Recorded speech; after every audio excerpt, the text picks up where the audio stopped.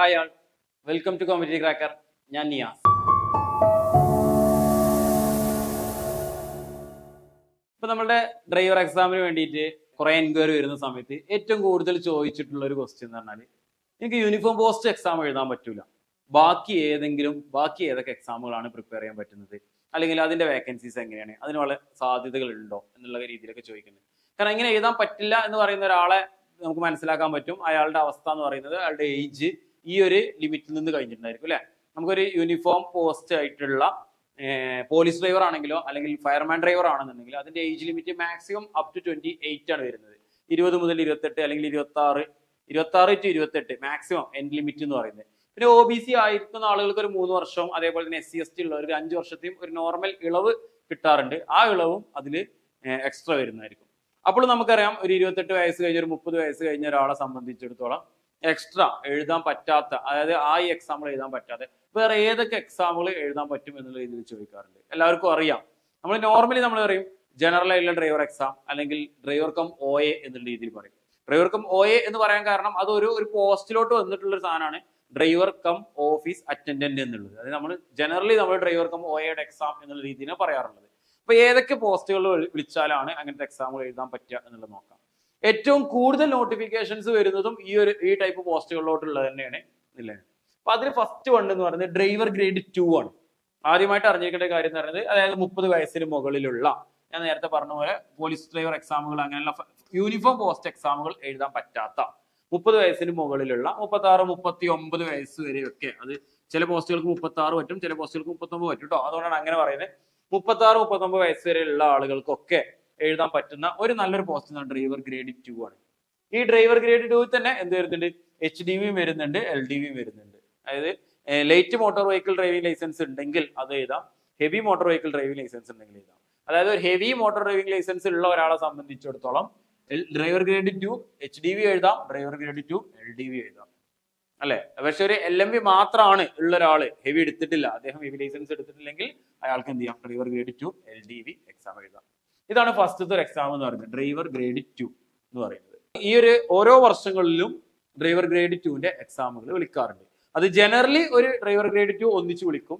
3 വർഷത്തേക്കൊക്കെയാണ് normally rank ലിസ്റ്റിന്റെ validity കൊടുക്കുന്നത്. 3 വർഷമാണ് ഇതുവരെയല്ല കേട്ടോ. ഞാൻ നോർമലി അങ്ങനെ പറയാൻ കാരണം, ചില റാങ്ക് ലിസ്റ്റിന്റെ വാലിഡിറ്റി ഒക്കെ കുറയുന്നുണ്ട് അല്ലെ, മാറ്റം വരുത്തുന്നുണ്ട്.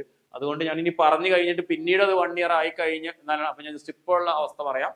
3 വർഷത്തേക്കാണ് നിലവിൽ റാങ്ക് ലിസ്റ്റ് കൊടുക്കുന്നത്. അപ്പൊ 3 വർഷത്തിന് റാങ്ക് ലിസ്റ്റ് വരും. 2 വർഷം കഴിയുമ്പോഴേക്കും എക്സാം നടക്കും. അടുത്ത 2 വർഷത്തേക്കും ഒട്ടനവധി പോസ്റ്റിങ്ങും നടക്കുന്ന ഒരു എക്സാം കൂടിയാണ് ഡ്രൈവർ ഗ്രേഡ് 2 എന്ന് പറയുന്നത്. നെക്സ്റ്റ് അടുത്തൊരു മെയിൻ എക്സാം എല്ലാവർക്കും അറിയുന്ന ഒരു സംഭവമായിരിക്കും, നമ്മളെപ്പോഴും പറയുന്ന കാര്യം, ഡ്രൈവർ കം OA എന്ന് പറയുന്നത്.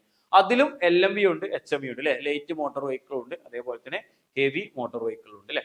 നേരത്തെ ഞാൻ ഇവിടെ പറഞ്ഞ അതേ കാര്യം തന്നെ വീണ്ടും റിപ്പീറ്റ് ചെയ്യാം. ഹെവി മോട്ടോർ വെഹിക്കിൾ ലൈസൻസ് ഉള്ള ഒരാൾക്ക് LMV എക്സാം എഴുതാം, HMV എക്സാം എഴുതാം.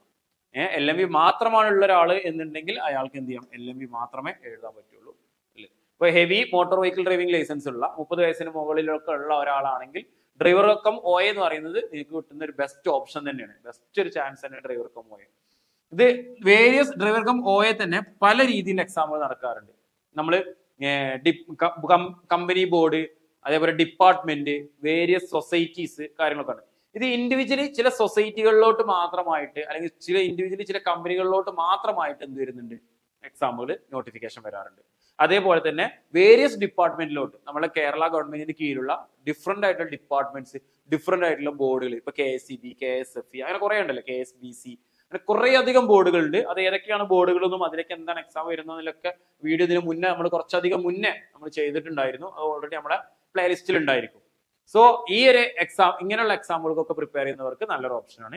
ഇപ്പൊ ഡ്രൈവർ റിലേറ്റഡ് ആയിട്ടുള്ള ക്വസ്റ്റ്യൻസ് ആയിരിക്കും ഇവിടെ നിന്ന് എന്തുണ്ടാകുക, മുൻഗണന ഉണ്ടാകുക. ഇപ്പൊ ഡ്രൈവർ എക്സാമുകളിൽ നമ്മൾ യൂണിഫോം പോസ്റ്റുകളിലാവുമ്പോൾ ഒരു 30 മാർക്കിനാണ് ഡ്രൈവിങ്ങും, ആ 20 മാർക്കാണ് നമ്മളുടെ സ്പെഷ്യൽ ടോപ്പിക്സും ആ ജോബ് റിലേറ്റഡ് ആയിട്ടുള്ള ടോപ്പിക്സും വരുന്നത്. ഇപ്പൊ ഈ ഒരു ഡ്രൈവർ പോലുള്ള എക്സാമുകളിൽ 50% എന്ന് തന്നെ പറയാം അല്ലെ, 50%, അതായത് 50% എന്ന് പറയുന്നത് 50 ക്വസ്റ്റ്യൻസ്, 100ൽ 50 ക്വസ്റ്റ്യൻസും ഡ്രൈവിംഗ് റിലേറ്റഡ് ആയിട്ടുള്ള ക്വസ്റ്റ്യൻസ് ആയിരിക്കും. അപ്പൊ നല്ല രീതിയിൽ ഡ്രൈവിംഗ് ചെയ്യുന്ന, ഡ്രൈവിങ്ങിനെ കുറിച്ചൊക്കെ അറിയുന്ന ഒരാളെ സംബന്ധിച്ചിടത്തോളം ഈ എക്സാമിലെ സിലബസിന്റെ പകുതി ഭാരം നമ്മുടെ സ്റ്റൈലിൽ നിന്ന് ഒഴിവായിട്ടുണ്ട്. ഡ്രൈവിംഗിൽ നിന്ന് നമുക്ക് ജസ്റ്റ് ഒന്ന് നമ്മൾ റിവൈൻഡ് ചെയ്യേണ്ടി വരും, ജസ്റ്റ് ഒന്ന് നമ്മൾ പഠിക്കേണ്ടി വരും, നമ്മൾ ആ ടെക്നിക്കൽ വേർഡ്സ് ഒക്കെ നമ്മളൊന്ന് ഉറപ്പിക്കേണ്ടി വരും. അല്ലെ? നമുക്ക് വാഹനം പെട്ടെന്ന് പിന്നിലൂടെ ഓടിക്കുന്നതും വളവിൽ ഓടിക്കുന്നതും ഒക്കെ നമുക്ക് അറിയുന്നുണ്ടായിരിക്കും. പക്ഷെ അതിനൊക്കെ ഓരോ ടെക്നിക്കലി നമുക്കൊരു വേർഡ്സ് ഉണ്ട്. ആ വേർഡ്സ് ആയിരിക്കും എക്സാമിന് ചോദിക്കുക. ആ കാര്യങ്ങൾ നമ്മൾ എന്ത് ചെയ്യേണ്ടി വരും? ബൈ ഹാർട്ട് ചെയ്യേണ്ടി വരും, നമ്മൾ ഓർത്ത് വെക്കേണ്ടി വരും. അപ്പൊ അതാണ് ഡ്രൈവർ കം OAയുമായി ബന്ധപ്പെട്ടുള്ളത്. ഇപ്പൊ 50 മാർക്കോളം നമുക്ക് എന്ത് ചെയ്യുന്നു? നോർമൽ എക്സാം ആണ്. നോർമൽ ക്വസ്റ്റ്യൻസ് ആണ്. ജനറൽ നോളജും കറന്റ് അഫയേഴ്സും കാര്യങ്ങളും, അതായത് നമ്മുടെ റിനൈസൻസും കാര്യങ്ങളൊക്കെ വരുന്നു. ബാക്കി 50 മാർക്ക് നമുക്ക് എന്ത് വരുന്നു? ഡ്രൈവിംഗ് റിലേറ്റഡ് ആയിട്ടുള്ള ടോപ്പിക്സും വരുന്നു. അതാണ് നോർമൽ ഒരു ഡ്രൈവർ കം OA എന്നുള്ള എക്സാമിന്റെ ഒരു പാറ്റേൺ എന്ന് പറയുന്നത്.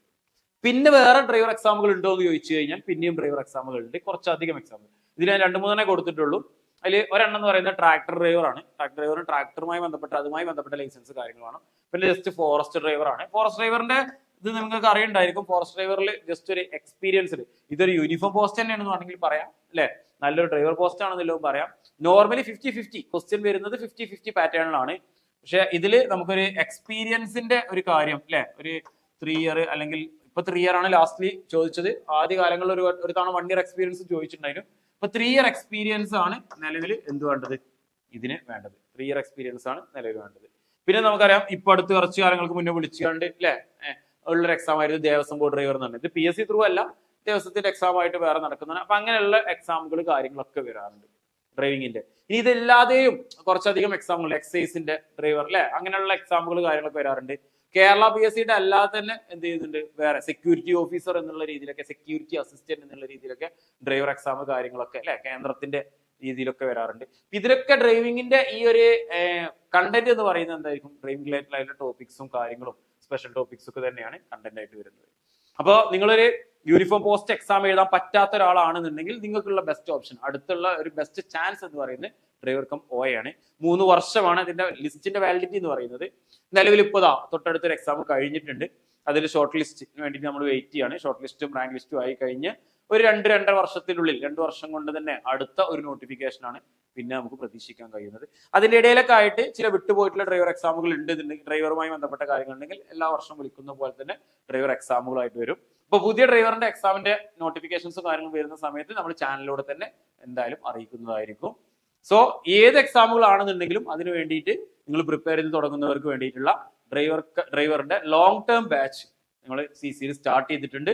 ബാച്ചിന്റെ ഡീറ്റെയിൽസ് കാര്യങ്ങൾ അറിയാൻ വേണ്ടിയിട്ട് നിങ്ങൾക്ക് സ്ക്രീനിൽ കാണുന്ന നമ്പറിൽ കോൺടാക്ട് ചെയ്യാവുന്നതാണ്. അപ്പൊ ഇതേപോലെ ഡ്രൈവറുമായി ബന്ധപ്പെട്ടുള്ള പുതിയ അപ്ഡേറ്റ്സുമായിട്ട് നമുക്ക് വീണ്ടും കാണാം. Okay, thank you.